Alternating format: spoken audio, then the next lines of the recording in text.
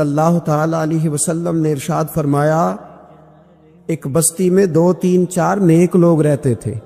میرے پیارے کریم رسول فرماتے ہیں 3 4 بڑے پرہیزگار، متقی، صاف ستھرے صوفی صاحب، درویش صاحب، علامہ صاحب، بڑے جو کہتے تھے بالکل جی میں کوئی بات نہیں کرتا، کسی بادشاہ کو نہیں چھیڑتا، میں تو بس لوگوں کو اللہ اللہ بتاتا ہوں، میرا کوئی تعلق نہیں، کوئی مرے کوئی جیے، بڑے نیک صاف ستھرے پرہیزگار۔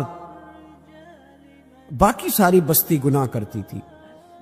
نبی پاک علیہ السلام فرماتے ہیں رب کریم نے کچھ عرصے تک مہلت دی، پھر مشیت خداوندی اللہ کا قانون حرکت میں آیا تو کہا جبریل ساری بستی تباہ کر دو، تباہ کر دو۔ اللہ مہلت دیتا ہے، مہلت دیتا ہے۔ ہم لوگ سمجھتے ہیں نہیں نہیں ہماری سیاسی چالیں صحیح چل رہی ہیں، اللہ مہلت دیتا ہے۔ رب کریم نے فرمایا جبریل انہیں تباہ کر دو۔ حضرت جبریل امین علیہ السلام نے عرض کی مولا وہاں تو تیرے 3 4 بڑے نیک بندے بھی رہتے ہیں، بڑے پرہیزگار، سچ بولنے والے، دیانتداری والے، حاجی صاحب، نمازی صاحب، صوفی صاحب، پیر صاحب، بڑے خوبصورت، ان کا کیا کریں؟ میرے محبوب پاک علیہ السلام فرماتے ہیں رب کریم نے فرمایا سب سے پہلے انہیں تباہ کرنا، سب سے پہلے انہیں سب سے پہلے، اور الٹ دو بستی، پہلے ان کا نمبر لگاؤ۔ یا اللہ ان کی کیا غلطی ہے؟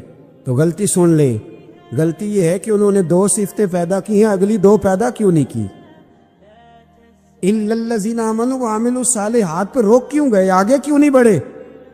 اللہ کریم نے فرمایا جبریل دیکھو نا، میری نافرمانی ہوتی رہی اور ان کے چہرے پر کبھی شکن تک نہیں آیا، لوگ میرا قانون توڑتے رہے، انہیں کبھی برا ہی نہیں لگا، گناہ دیکھ کر کبھی خیال ہی نہیں آیا بدلنے کا۔ میرے بھائی امت مسلمہ اپنے لیے تو آئی نہیں دنیا میں، نبی پاک کی اس لیے تھوڑے آئے تھے کہ پیسے کمائیں، دنیا داری کریں، جھوٹ سچ ماریں اور رخصت ہو جائیں، بچے پیدا کریں۔ یہ کام تو ہندو سکھ بدھ مت سارے کر رہے ہیں، تو فقط اس کام کے لیے تھوڑی آیا ہے۔ کنتم خیر امت اخرجت للناس، اللہ فرماتے ہیں میرے محبوب کے غلاموں تم بہترین امت ہو، میں نے تمہیں امتوں کے بھلے کے لیے پیدا فرمایا ہے، تمہیں لوگوں کی امامت کے لیے دنیا میں بھیجا ہے۔ اے نوجوان مسلم کبھی یہ تدبر بھی کیا تو نے؟ وہ کون سا گردو ہے جس کا ہے تو ایک ٹوٹا ہوا تارا؟ تو نے کبھی سوچا ہے تو کیا ہے؟ پتہ ہے تجھے؟ روزی کماؤ، روٹی کماؤ، اور اب تو بہت سارے لوگ جھوٹ کی دنیا میں زندہ ہیں، جھوٹ بولتے ہیں اپنے آپ کے ساتھ بھی، دائیں بائیں فراڈ کر رہے ہیں اپنی ذات کے ساتھ، خول بنا لیا اس میں بند ہو گئے، باہر ہی نہیں نکلی۔ اپنے ملک کی سوچو، اپنی بات کرو۔ علامہ اقبال نے پتہ کیا کہا تھا؟ اقبال نے، یہ سنو جو لوگ کہتے ہیں پہلے پاکستان، برما کے مسلمان، بعد میں کشمیر کے مسلمان، پہلے سنو اقبال کیا کہتے ہیں۔ اقبال کہنے لگے ان تازہ خداؤں میں بڑا سب سے وطن ہے، ان تازہ خداؤں میں بڑا کون ہے؟ وطن کی محبت ایمان کا حصہ، اس میں شک نہیں، لیکن اگر اسلام سے پہلے وطن آ گیا تو اقبال کہتے ہیں ان تازہ خداؤں میں بڑا سب سے وطن ہے، اور جو پیرہن اس کا ہے وہ مذہب کا کفن ہے۔ فرماتے ہیں جو وطن اوڑھ لیتا ہے اس نے اپنے مذہب کو دفن کر دیا۔ سب سے پہلے پاکستان نہیں، سب سے پہلے رسول اللہ کا دین ہے، سب سے پہلے قرآن ہے، سب سے پہلے نبی پاک کا فرمان ہے، سب سے پہلے امت مسلمہ ہے۔ ان تازہ خداؤں میں بڑا سب سے وطن ہے، جو پیرہن اس کا ہے وہ مذہب کا کفن ہے۔ اور اقبال کہنے لگے قوم مذہب سے ہے، مذہب جو نہیں تم بھی نہیں، قوم مذہب سے ہے، مذہب جو نہیں، کوئی نہیں سمجھ آ رہی ہے آپ کو میری بات؟ قوم کس سے ہے؟ پاکستانی ہونے سے، پنجابی ہونے سے، سندھی بلوچی پٹھان ہونے سے؟ نہ، قوم مذہب سے ہے، اور مذہب جو نہیں تم بھی نہیں۔ یہ کیسے ہو سکتا ہے کہ مذہب نہ ہو اور بندہ زندہ رہے؟ یہ کیسے ہو سکتا ہے؟ بھائی کافر نے اصل میں جاگ ہی نہیں رہا، میں جاگتا ہی نہیں، میں جیب کی سوچتا ہوں، مسجد کی سوچتا ہوں، خانقاہ کی سوچتا ہوں، مدرسے کی سوچتا ہوں، دکان کی، سارا دن تو اس چکر میں لگا رہتا ہوں لوگوں کو ثابت کرنے میں کہ میں صحیح ہوں باقی غلط ہے۔ میں تو اپنی ذات کے خول سے اٹھ ہی نہیں رہا، اور مجھے یہ اندازہ ہی نہیں کہ لیبیا سارا کٹ گیا، مصر کے ٹکڑے ٹکڑے ہو گئے، مجھے پتہ ہی نہیں کہ شام، جس کے بارے میں میرے نبی پاک علیہ السلام نے فرمایا مکے اور مدینے کے بعد اللہ نے سب سے زیادہ برکتیں ملک کے شام میں رکھی ہے، اور حضور نے فرمایا جس نے ہجرت کرنی ہو وہ شام جائے۔ اتنا اعلیٰ ملک سارا کٹ گیا، 4-4 ہزار لوگ ایک ایک دن میں قتل ہو گئے، پر میرا گھر اب آباد ہے نا، کوئی حرج نہیں، وہ کٹتے ہیں تو وہ دور ہیں، کٹتے رہے۔ فلسطین میں ہمارے ہاں معراج کی محفلیں بڑی جم کے ہوتی ہے، سارے لوگ پڑھتے ہیں سبحان الذی اسریٰ بعبدہ لیلا من المسجد الحرام الی المسجد الاقصی۔ انہیں پوچھو روز قرآن مجید میں مسجد اقصی کا نام لینے والوں، تم مسجد اقصی کہتے ہو تو تمہیں اللہ کتنی نیکیاں عطا کرتا ہے، بتاؤ تو صحیح مسجد اقصی کدھر ہے؟ اور اب تو میری طرح کے مولوی یاد ہی حدیث سناتے ہیں، کہتے ہیں مسجد نبی میں ایک نماز پڑھو تو 50,000 کا ثواب، حرم شریف میں پڑھو تو 1,00,000 کا ثواب۔ مولانا حدیث یہاں سے شروع نہیں ہوتی، کھولو تو صحیح کنز المال، پڑھو مسند امام احمد بن حنبل، حدیث تو یہاں سے شروع ہوتی ہے۔ میرے نبی پاک نے فرمایا مسجد اقصی میں جس نے ایک نماز پڑھی 25,000 کا ثواب، اور میری مسجد میں جس نے ایک نماز پڑھی 50,000 کا ثواب، اور اللہ کے گھر بیت اللہ جس نے پڑھی 1,00,000 کا ثواب۔ مسجد اقصی کا تو ذکر ہی چھوڑ گیا ہے، کیوں؟ وہ مسجد اس کی طرف منہ کر کے 15 سال میرے نبی پاک نے نماز ادا کی۔ کس نے؟ بولیے گا 15 سال تک، 2 ہجری میں 13 سال مکے میں، 2 سال مدینے میں، مسجد اقصی کی طرف جدھر منہ کر کے تیرے اور میرے رسول نماز پڑھتے رہے۔ آج وہ مسجد یہودی کے قبضے میں ہے، کئی جمعے تالا رہتا ہے، وہاں نماز نہیں پڑھنے دی جاتی۔ مجھے کیا لگے اس بات سے، میری مسجد میں تھوڑی لگا ہوا ہے۔ ایسی ہوا چلی ہے کہ ہر شخص سوچتا ہے تمام شہر جلے بس ایک میرا گھر نہ جلے۔ بھائی یہ وہ دور ہے جس دور میں ذرا سی بھی کسی شخص کو تکلیف ہوتی ہے تو عالمی میڈیا پہ بات جاتی ہے، موبائل جیبوں میں فوراً تصویریں کیش ہوتی ہیں۔ میں اور آپ، ہمارا اس قوم سے تعلق ہے جس قوم کے بچے کٹ گئے، ذبح ہو گئے، عورتوں کے پستان کاٹ کے برما کے بدھوں نے ان کے کباب بنا کے کھا لیے، چھوٹے چھوٹے بچوں کی لاشیں انہوں نے لٹکا ڈالی، اور یہاں میں حکومت کی کیا بات کروں، یہاں کسی سیاستدان کو مکھی کاٹ جائے تو ہمارے پھٹے آباد ہو جاتے ہیں بحث کرنے کے لیے۔ ہمارے اپنے لوگ، عام آدمی نہیں بات کرتا، عام آدمی نہیں نکلتا، عام شخص کو فکر ختم ہو گئی۔ وہاں میری بھائی سب سے بڑھ کر بہترین مسجد کے خطیب امام حسین تھے۔ مسجد نبی سے بڑی بھی کوئی مسجد ہوگی جس منبر پر رسول پاک بیٹھ کے خطبہ دیا کرتے تھے، اور میرے مصطفیٰ کے آستانے سے بڑا بھی کوئی آستانہ ہوگا جس کی سجادگی امام حسین کے پاس تھی۔ کہتے ہیں ہمارا کیا تعلق، ہمیں کیا لگے، جو مرضی ہوتا پھرے۔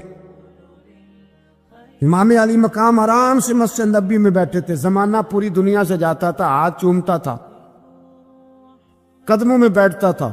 اتنے بڑی عظمت والی بھی کوئی شخصیت ہوگی جس کے رگوں میں رسول اللہ کا خون دوڑتا ہے، جسے حضور اپنی زبان مبارک اس طرح وہ چوسا کرتے تھے جیسے عرب کے لوگ پیاس کے عالم میں کھجور چوسا کرتے تھے۔ اتنا بڑا بھی کچھ شخص تھا، لیکن جب دین پہ کڑا وقت آیا تو حسین نے مسجد کی خطابت نہیں بچائی، آستانہ نہیں بچایا۔ امام علی مقام نے کہا کوفہ لٹتا ہے تو لٹتا رہے، دمشق میں فساد ہوتا ہے تو ہوتا رہے، وہ ملک شام کی بچیاں رو رہی ہیں تو روتی رہیں کہ ہم پہ یزید قابض ہو گیا، میری مسجد آباد ہے، کافی ہے نا۔ امام حسین نکلے اور نکل کے کہنے لگے جنت البقیع والی جگہ پہ کھڑے ہو کہ یا رسول اللہ میں جا رہا ہوں اور آپ کے لیے جا رہا ہوں، اس لیے کہ مجھے اس شام کو بچانا ہے جس شام میں رسول اللہ کا کلمہ پڑھنے والے لوگ بستے ہیں. مجھے کوفہ، دمشق، مصر کے لوگوں کو بچانا ہے. نانا تیرے کرم کے خزینے کی خیر ہو، میں جا رہا ہوں تیرے مدینے کی خیر ہو. نکل کھڑے ہوئے امام علی مقام، میدان میں نکلے. کس کے خلاف؟ بولے کون تھا؟ یزید مسلمان تھا. اس وقت تک تو سب نے مسلمان لکھا ہے. جس نے کافر کہا شہادت امام حسین کے بعد کا. جرم کیا تھا؟ میری گردن جھک جاتی ہے جب میں یہ بات کرتا ہوں، ایمانداری سے کہہ رہا ہوں، جوش خطابت نہیں. میری گردن جھکتی ہے جب میں یہ لفظ ادا کرتا ہوں. امام علی مقام اس شخص کے خلاف نکلے. سارے خطبے امام حسین کے پڑھ کے دیکھو. امام حسین نے فرمایا یزید شرابی ہے. شرابی مسلمانوں کا حکمران ہو سکتا؟ آپ نہ بولیں بے شک، پر بات تو سچی ہے نا. امام حسین نے فرمایا شرابی کو ووٹ دیا جا سکتا؟ فرمایا رنڈیوں کا ناچ دیکھتا ہے جو مجرے دیکھے. جو رنڈیوں کے ناچ دیکھے وہ مسلمانوں کا حکمران ہو سکتا؟ امام حسین میدان میں نکلے اور 18 سال کے علی اکبر سے لے کر 6 مہینے کا علی اصغر دے دیا.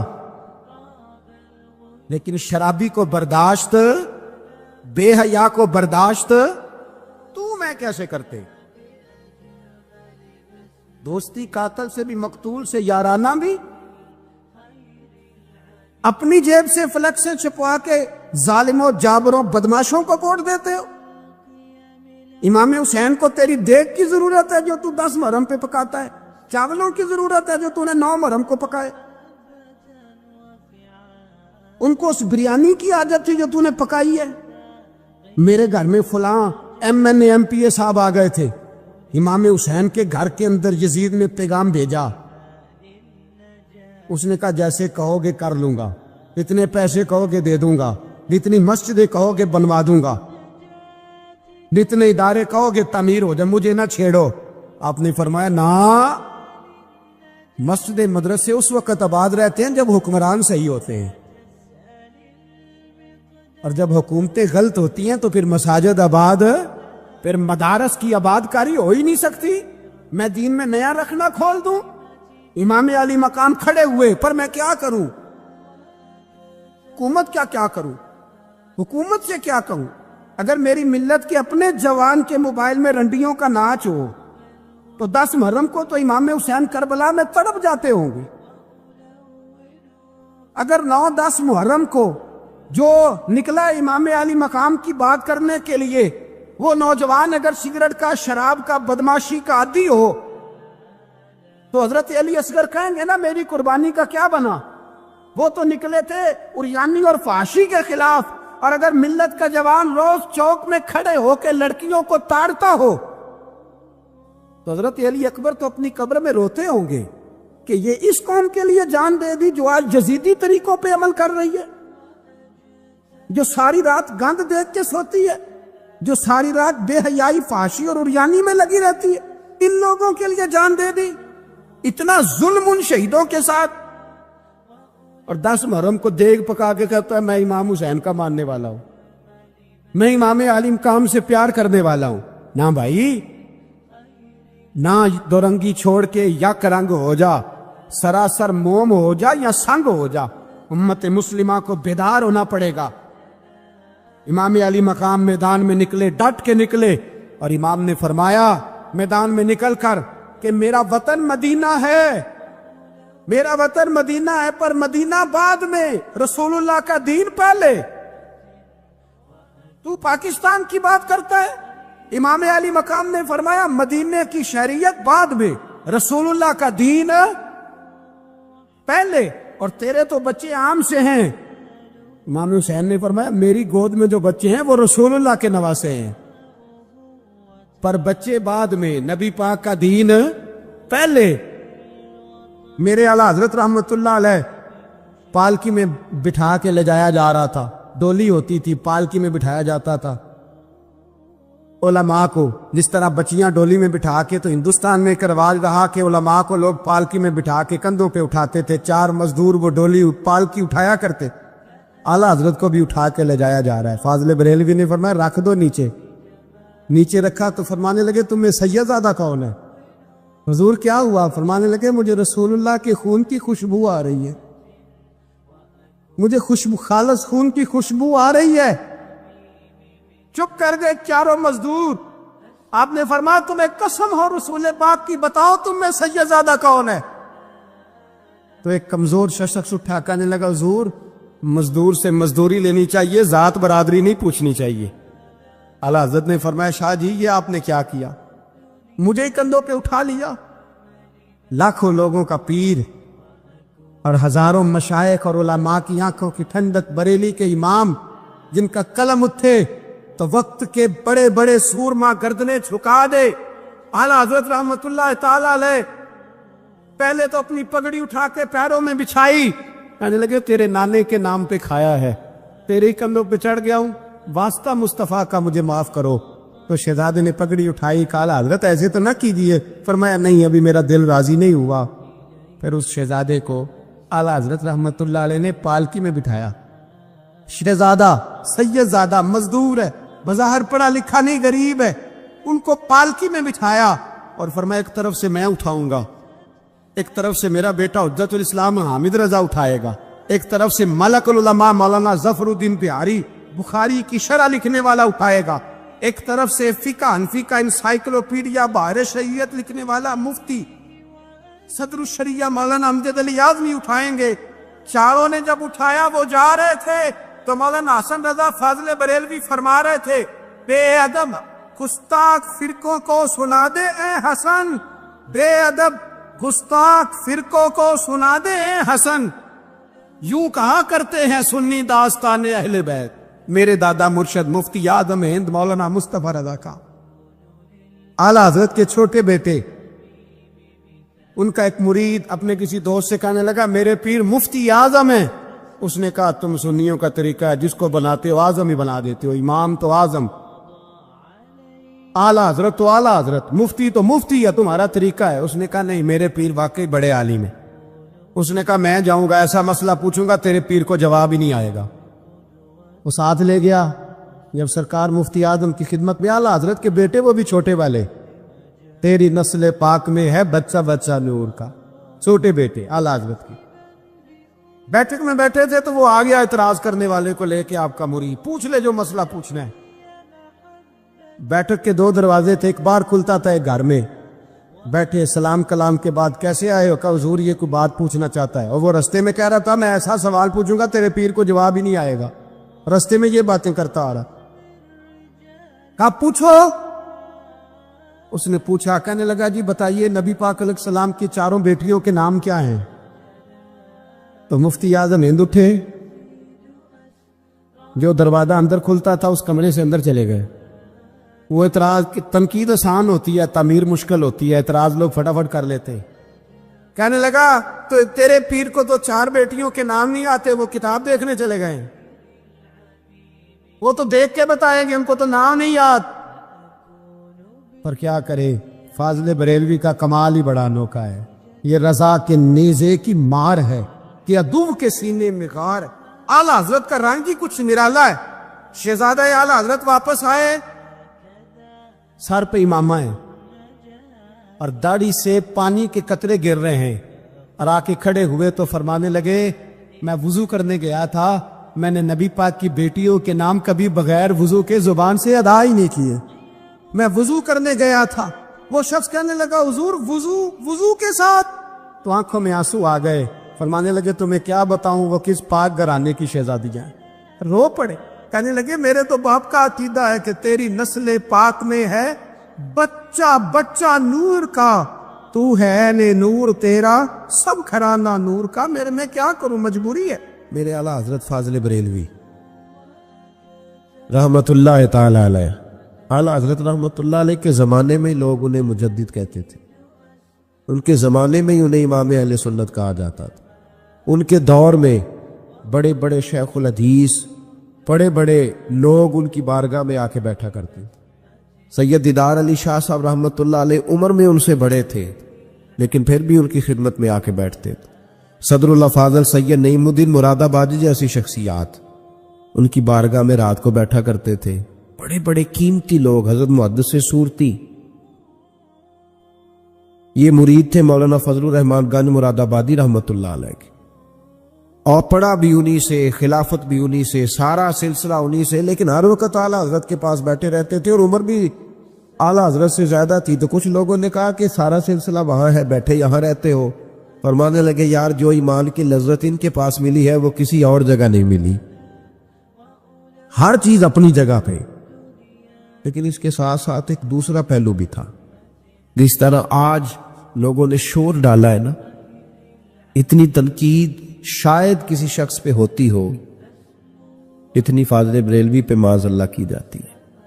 لوگ بدعتی کہہ کے، قبر پرست کہہ کے، بڑا کچھ کہہ کے تانے نہیں دیتے، انہیں الزامات نہیں لگتے۔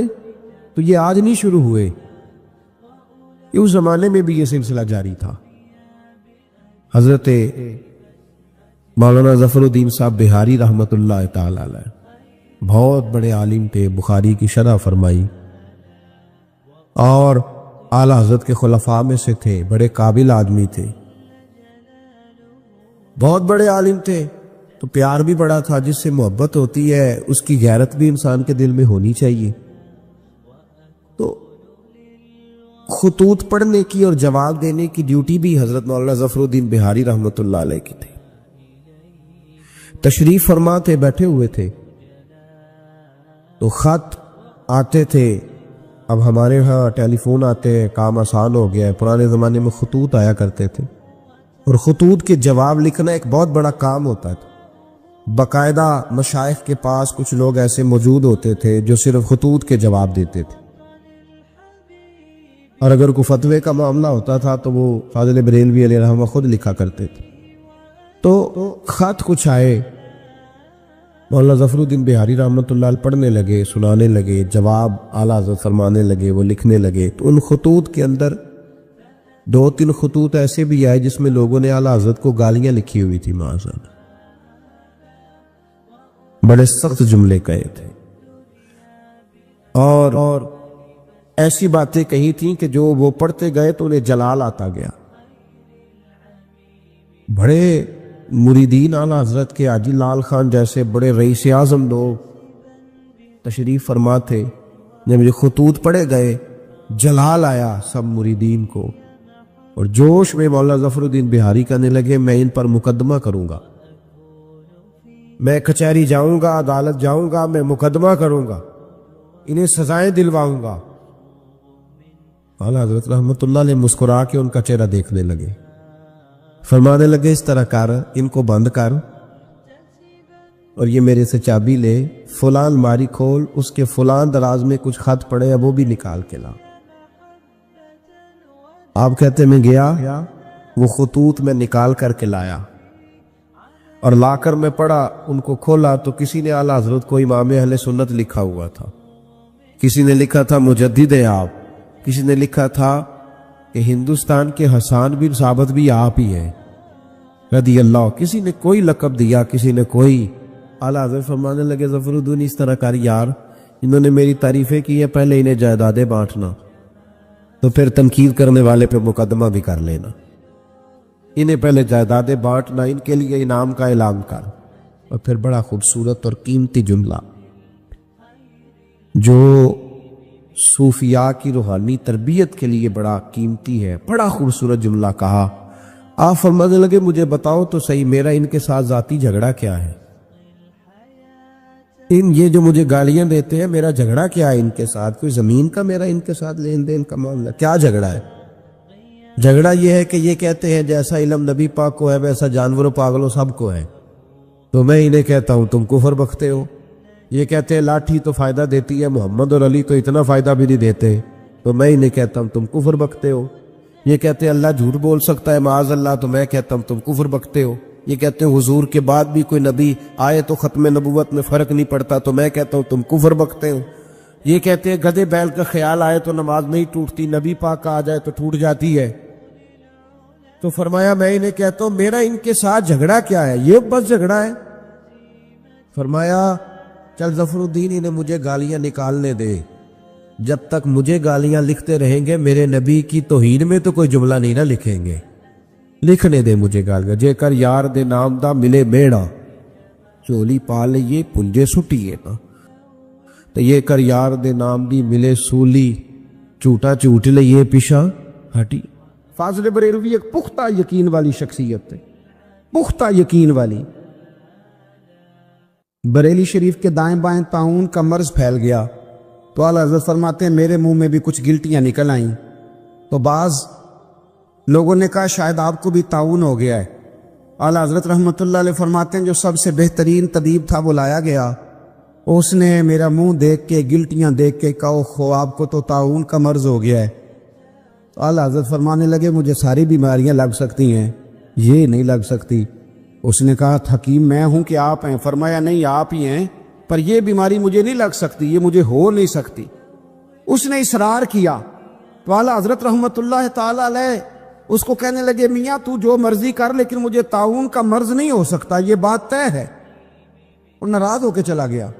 اب طاعون کی جو گلٹیاں ہوتی تھی نا وہ بڑے بڑے مہینوں نہیں جاتی تھی، تکلیف رہتی تھی۔ اعلیٰ حضرت کہتے ہیں میں نے اسی رات نا تھوڑی سی کالی مرچوں کا سفوف بنایا اور مسواک میں رکھ کے جب منہ کے اندر چھڑکا تو تھوڑا سا خون نکلا اور میرا منہ بالکل ٹھیک ہو گیا۔ سویرے میں نے کہا بلاؤ نا اپنے حکیم کو جو کہتا تھا طاعون ہو گیا ہے، تو لوگ کہنے لگے حضور آپ کو ویسے کیسے پتا تھا طاعون نہیں ہے؟ فرمانے لگے پتہ اس طرح تھا کہ اللہ کے رسول صلی اللہ علیہ وسلم نے ایک دعا ارشاد فرمائی ہے، فرمایا کسی مریض کو دیکھ کے پڑھ لو الحمدللہ الذی مما ابتلاک بہ وفضلنی علی کثیر ممن خلق تفضیلا۔ حضور نے فرمایا کسی بیمار کو دیکھ کے، مصیبت والے کو دیکھ کے یہ دعا پڑھو تم اس مصیبت میں شکار نہیں ہوں گے۔ فرمانے لگے میں نے طاعون کے مریض کو دیکھ کے دعا پڑھ لی تھی، تارے ٹوٹ سکتے ہیں، چاند گر سکتا ہے، سورج اپنی جگہ چھوڑ سکتا ہے، پر مدینے والے محبوب کی بات غلط نہیں ہو سکتی۔ یہ میرا یقین کامل ہے، ساڑھے نبی دی زبان ساڑھے واسطے قرآن، یہ بات غلط ہو سکتی؟ مضبوط یقین فاضل بریلوی کا، مضبوط نظریات۔ اعلیٰ حضرت رحمۃ اللہ تعالی علیہ سے کسی نے کہا آپ کس طرح کے مومن ہیں، کس طرح کے مومن ہیں؟ تو اعلیٰ حضرت فرمانے لگے میرا دل چیرو، اس کو کھولو، ایک طرف لا الہ الا اللہ لکھا ہوگا، دوسری جانب محمد الرسول اللہ لکھا ہوگا۔ اعلیٰ حضرت فاضل بریلوی رحمۃ اللہ علیہ کے مکان کی دیوار گر گئی، ایک کونا مکان کا، آپ جانتے ہیں پرانی دیواریں چھوٹی ہوتی تھی اور بارشوں میں اکثر گھروں کی دیواریں گری ہوئی ہوتی تھی۔ ایک سائیڈ کی دیوار گر گئی تو اس کونے میں ہندوؤں کا گھر تھا۔ اب مستری صاحب رات کو آئے، ان سے بات ہوئی تو کہنے لگے سویرے کام شروع کروں گا۔ کہا ایک دو صاحب نے کہ ہندوؤں کا گھر ساتھ ہے اور وہ دشمن بھی بڑے زیادہ ہیں تو رات کو ہی ہو جائے۔ کہنے لگا جی نہیں میری مجبوری ہے، مزدور کہاں سے لاؤں گا، بڑے معاملات ہیں، سویرے شروع ہوگی۔ اب رات کو مولانا ظفر الدین بہاری علیہ رحمہ کہتے ہیں بچے مدرسے کے باقی سارے لوگ سب کو جمع کیا گیا، چونکہ اس طرف سے تھوڑا خطرہ تھا ہندوؤں کی جانب سے۔ کہا جناب یہ بڑے دشمن ہیں اسلام کے، تو اس طرح کرو کہ دو تین بچوں کی ڈیوٹی لگائیں یا کچھ لوگوں کی یہاں رات کو پہرا دیا جائے، ٹھنڈ بھی بڑی زیادہ تھی، کھڑا ہونا بھی مشکل تھا۔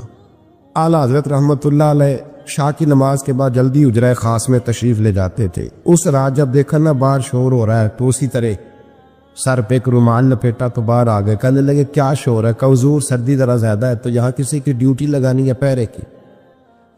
2 منٹ خاموش رہے، پھر فرمانے لگے کوئی ضرورت نہیں، جاؤ سو جاؤ سارے جا کے، کوئی ضرورت نہیں، جاؤ اپنے اپنے گھروں کو، کوئی عادت نہیں، پہنچ جاؤ۔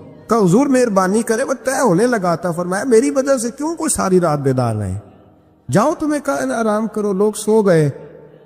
صبح فجر کی نماز پڑھ کے اعلیٰ حضرت رحمۃ اللہ تعالی علیہ جب سیڑھیاں اتر رہے تھے رضا مسجد کی، تو وہ جس ہندو کی جانب سے زیادہ خطرہ تھا وہ سیڑھیوں پہ بیٹھا تھا، مسجد کی سیڑھیوں پہ۔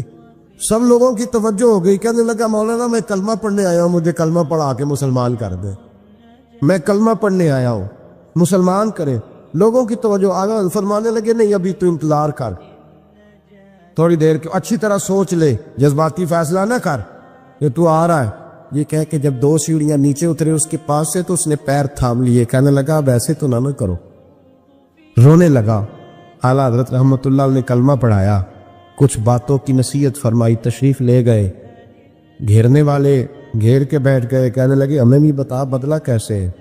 کہنے لگا دیوار گر گئی آدھی رات کے وقت، آدھی رات تک انتظار کرتا رہا، پہرے دار کوئی نہیں، تو 2 تلواریں لے کر جب میں ان کے مکان کی جانب بڑھا، میں نے کہا آج گردن کاٹوں گا اور کاٹ کر کے نکلوں گا۔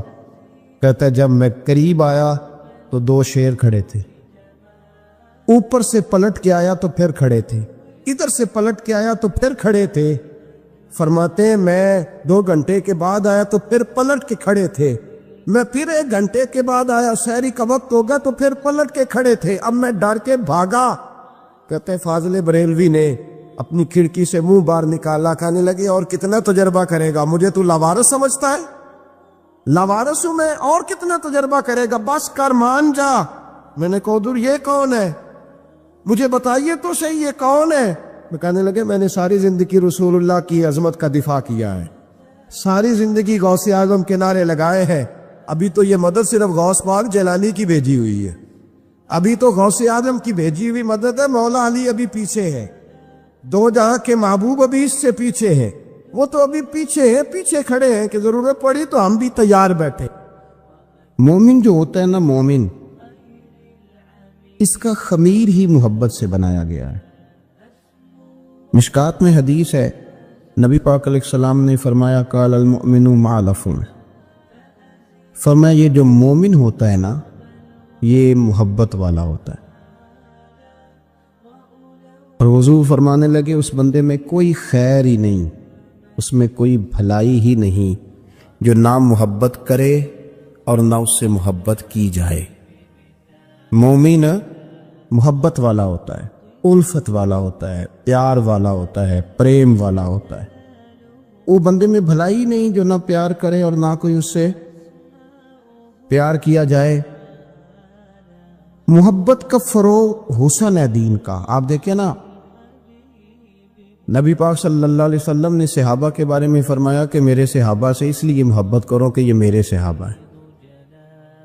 اہل بیت نبوت کا معاملہ آیا تو نبی پاک صلی اللہ تعالی علیہ وسلم نے اپنے اہل بیت نبوت کو چادر کے نیچے چھپا کے تو پھر ہاتھ اٹھا کے کہا اے اللہ یہ میرے اہل بیت ہیں، میں ان سے محبت کرتا ہوں، تو بھی ان سے محبت فرمانا۔ آپ ذرا غور کریں کہ یہ محبت کہاں کہاں پہنچتی ہے، اللہ سے، اللہ کے رسول سے، حضور کے صحابہ سے، بات اہل بیت تک آئی تو کہا ہے اللہ میں ان سے محبت کرتا ہوں، تو بھی ان سے محبت فرما، اور میرے مالک جو جو ان سے محبت کرے تو ان سب سے بھی محبت فرما۔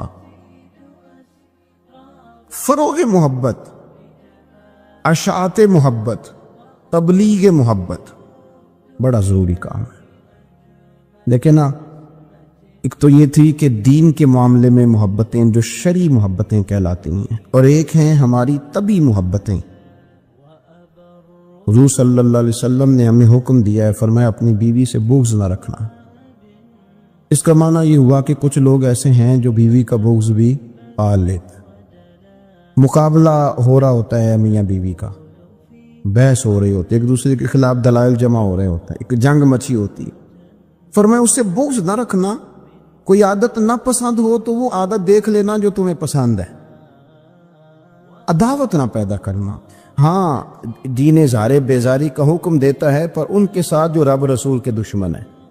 باقی فروغ محبت میں اپنا کردار ادا کرو۔ دیکھیں نا، حضور صلی اللہ علیہ وسلم نے فرمایا جس نے محبت کے ساتھ ماں باپ کا چہرہ دیکھا اللہ اسے کامل حج کا ثواب عطا کرے گا۔ لیکن حدیث میں جو حضور نے شرط لگائی اس شرط کا خیال رکھنا ہے۔ کس طرح چہرہ دیکھنا ہے؟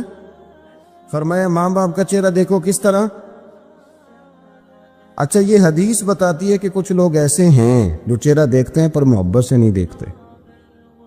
ابا جی کی کچھ باتیں کڑوی بھی لگتی ہیں نا، تو کئی دفعہ کچھ بچے چہرہ دیکھتے ہیں پر محبت سے نہیں دیکھتے، تو حضور نے فرمایا تو محبت سے چہرہ دیکھ، تیرے رسول کا وعدہ ہے رب مقبول حج کا ثواب دے گا۔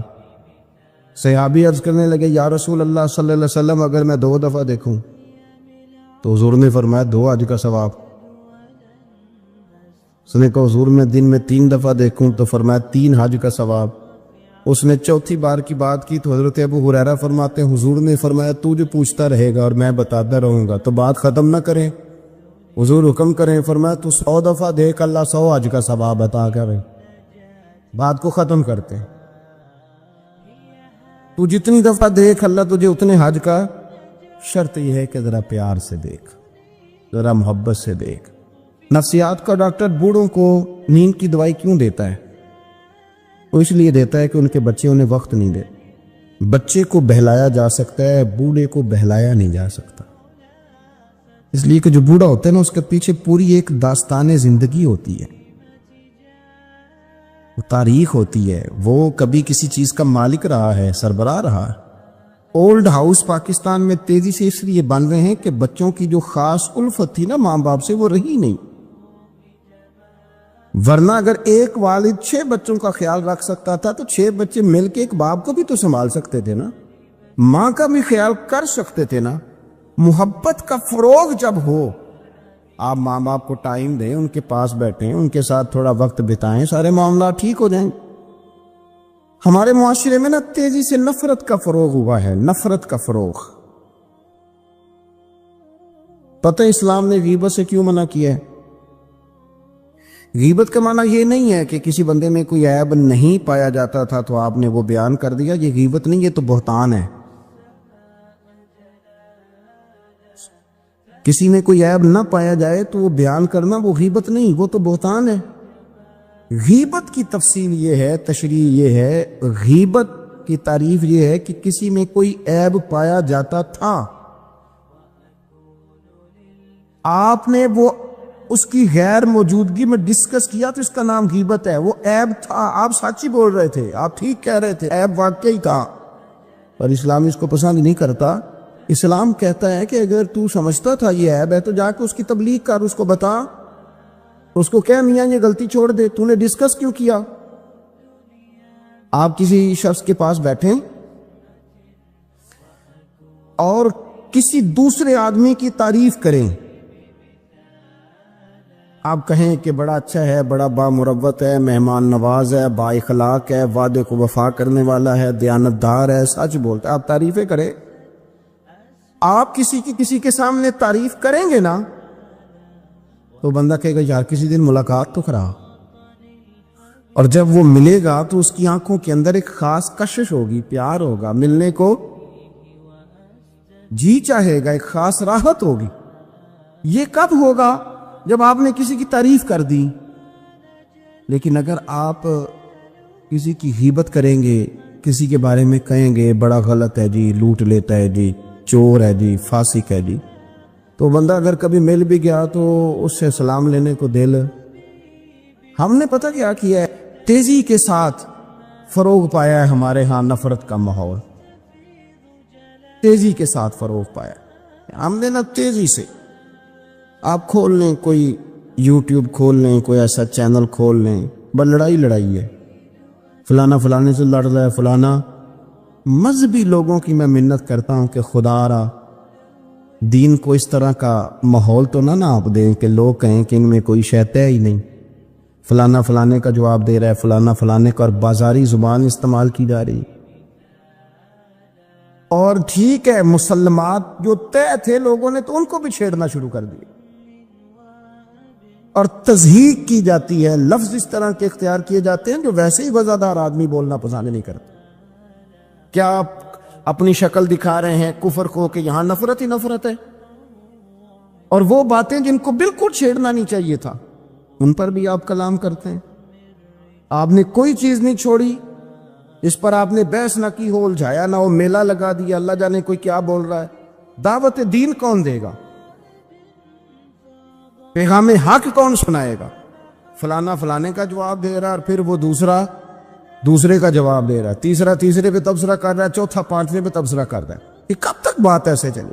یہی حال سیاسی لوگوں کا ہے، میرے ملک کا جو نوجوان اب بڑا ہو رہا ہے نا، میں بڑی ذمہ داری سے بتا رہا ہوں، وہ جیسے ہی بڑا ہوتا ہے تو وہ سمجھتا ہے میں ڈاکوؤں کے ملک میں پیدا ہوا ہوں، وہ سمجھتا ہے یہ شاید چوروں کی دھرتی ہے، وہ سمجھتا ہے شاید یہاں سب دھوکے باز ہیں۔ ہم اس طرح سے نچوڑ کے لوگوں کے دلوں میں نفرت بھری ہے، نچوڑ کے کہ لوگ سمجھنے لگے ہیں اس ملک میں تو کوئی بندہ دیانتدار ہے ہی نہیں، کوئی بندہ اچھا ہے ہی نہیں، کوئی بندہ نیک ہے ہی نہیں۔ مذاق اڑتے ایک صاحب میرے پاس آئے ہوئے تھے، کہنے لگے پیر صاحب 11 سال ہو گئے پولیس کی نوکری کرتا ہوں، 1 روپیہ رشوت نہیں لی۔ وہ چلا گیا، میں نے اسے تھپکی دی تو وہ نکلا ہے، تو ایک بندہ کہنے لگا سب انہیں جو ہوتے نہیں نہ سکتا۔ میں نے کہا یار تو منشی ہے اللہ کی رحمت کا، یہ میرے رسول اللہ کا دین ہے اور قیامت تک لوگ اس پر عمل کریں گے۔ اس نے 11 سال کہا، وہ 40 سال بھی کہتا تو میں ماننے کو تیار ہوں۔ کیوں کچھی باتیں کرتے؟ آپ نے تو تباہی کر دی، کوئی بنتا ٹھیک نہیں بچا، ایسے میلہ لگا ہوا ہے۔ اس دھرتی کو آپ برا کہتے ہیں، اس کو چوروں کی اور ڈکیت کی اور فران لوگوں کی آپ دھرتی کہتے ہیں؟ یہ وہ دھرتی ہے جس نے داتا گنج بخش علی اجمیری جیسے لوگ رکھے ہوئے ہیں، یہ وہ دھرتی ہے جہاں بابا فرید جیسے لوگ بستے ہیں۔ کیا بات کرتے ہیں صاحب، یہ اتنے بزرگ ترین لوگ یہاں بستے ہیں اور آپ کیا بات کرتے ہیں؟ اور دیکھیں میں بالکل ہی غیر سیاسی اور غیر جانبدار رہتا ہوں ملکی معاملات میں، لیکن جس شخص نے پاکستان کو ایٹمی قوت بنانے کے لیے، اب تو بڑی عمارت ہو گئی ہے، غربت میں جس بندے نے کام شروع کیا تھا کہ ایٹمی طاقت بن جائے، اس نے کوئی کام کیا کہ نہیں کیا؟ آپ کو پاورفل بنایا کہ نہیں بنایا؟ کبھی تبصرہ ہوتا ہے اس پر بھی؟ ہمیں لاکھ اختلاف صحیح، ہم بھی بات کرتے ہیں مخالفت میں، لیکن تباہی نہیں اتار دی ہم نے، توہین کر کر کے، نفرت پھیلا پھیلا کے۔ اس سے پہلے جو حکومت گئی شاید اس کا سب سے بڑا مخالف میں ہوں، لیکن ایسا نہیں ہے کہ انہوں نے کوئی کام بھی ایسا نہیں جو اچھا نہ کیا ہو، ایسا نہیں ہے۔ میں ملک بھر میں سفر کرتا رہتا ہوں، میں دیکھتا ہوں بہت ساری جگہیں ایسی ہیں، بہت سارے دیہات ایسے ہیں جس میں بڑے بڑے شاندار روڈ بنائے گئے، کام کیا گیا۔ ان کی 99 خامیاں اپنی جگہ پر، خوبی کا بھی تو ذکر کریں۔ یہی حال اس گورنمنٹ کا ہو رہا ہے، لاٹھ لے کے لوگ ہیں، یہ بھی گندا وہ بھی گندا۔ یہ آپ کس طرح کی بات کر رہے ہیں؟ آپ نے تو ملک کو یہ نام دے دیا ہے کہ یہاں کوئی اچھا انسان بستا ہی نہیں، مولوی ہیں تو سارے برے ہیں، پیر ہیں تو سارے برے ہیں۔ کیا بات کرتے ہیں صاحب، یہ میرے رسول اللہ کی قوم ہے، یہ نبی پاک کی امت ہے، اور حضور نے فرمایا میری امت کبھی گمراہی پر جمع نہیں ہوگی۔ یہ نہیں ہو سکتا سارے لوگ ہی غلط ہو جائیں، لیکن ہم نے تباہی اتار دی۔ جس کے ہاتھ میں سپیکر آتا ہے وہ سب کی پگڑیاں اچھالنا ضروری سمجھتا ہے، جس کے ہاتھ میں قلم آتا ہے وہ کہتا چونکہ میں لکھ رہا ہوں تو میں اکیلا ٹھیک ہوں، باقی سارے غلط ہیں۔ محبت کو فروغ دیں، پیار کریں، اخوت کا رنگ دیکھیں۔ حاتم طائی کی بیٹی مجرم بن کے آئی تھی، مجرم بن کے، کلمہ نہیں پڑھتی تھی، اور اس کو سامنے کھڑے کر کے میرے نبی پاک نے فرمایا تیرا باپ کلمہ نہیں پڑھتا تھا پر اس میں عادتیں اچھی پائی جاتی تھی، اس کی صفات ٹھیک تھیں۔ یعنی حضور تعریف کر رہے ہیں، نبی پاک تعریف، اور ہماری زبان گونگ ہو جاتی ہے تعریف کی دفعہ۔ ہم تو جو میری بات مان کے وہ بندہ ٹھیک ہے، اور جس نے میری بات نہیں مانی وہ بندہ درست ہے، یہ گونگ ہو جاتا ہے ہمارا مزاج۔ اپنی زندگی میں اچھے الفاظ ادا کریں، اولیاء اللہ کے بارے میں، ان لوگوں کے بارے میں جو مسلمہ بزرگ ہیں، ہمارے امت کے مسلمہ بزرگ ہیں، ان کے بارے میں ہم ایسی کمزور باتیں کرتے ہیں جن کا سرے سے کوئی وجود نہیں، سرے سے کوئی داستان نہیں ان لوگوں کی۔ تو یاد رکھے میرے عزیز، میرے رسول کریم صلی اللہ تعالی علیہ وآلہ وسلم نے جو ہمیں دین دیا وہ محبت والا دین ہے، وہ پیار والا دین ہے، وہ اخوت والا دین ہے۔ اس میں پیار کریں گے، پیار آگے لے کے جائیں گے، پیار کو فروغ دیں گے۔ سنیں حدیث میرے نبی پاک علیہ السلام نے فرمایا قیامت کے دن رب کریم فرمائے گا کہاں ہیں وہ لوگ؟ منادی اعلان کرے گا میدان محشر میں، کوئی آدمی اعلان کر وہ کہاں ہیں لوگ؟ اور تو کس کو ڈھونڈ رہا ہے؟ فرمایا مجھے رب نے بھیجا ہے کہ وہ بندے ڈھونڈ کے لاؤ جو دنیا میں میری رضا کے لیے ایک دوسرے سے محبت کیا کر کو۔ وہ بندے ڈھونڈ کے لاؤ، بندے ڈھونڈے جائیں گے۔ یا رسول اللہ رب ان کا کیا کرے گا؟ تو نبی کریم صلی اللہ علیہ وسلم فرمانے لگے رب فرمائے گا تم دنیا میں میری رضا کے لیے ایک دوسرے سے پیار کرتے تھے، آج میرے عرش کے سائے کے علاوہ سایہ کوئی نہیں، آج میں تمہیں اپنے عرش کے سائے میں جگہ عطا کروں گا۔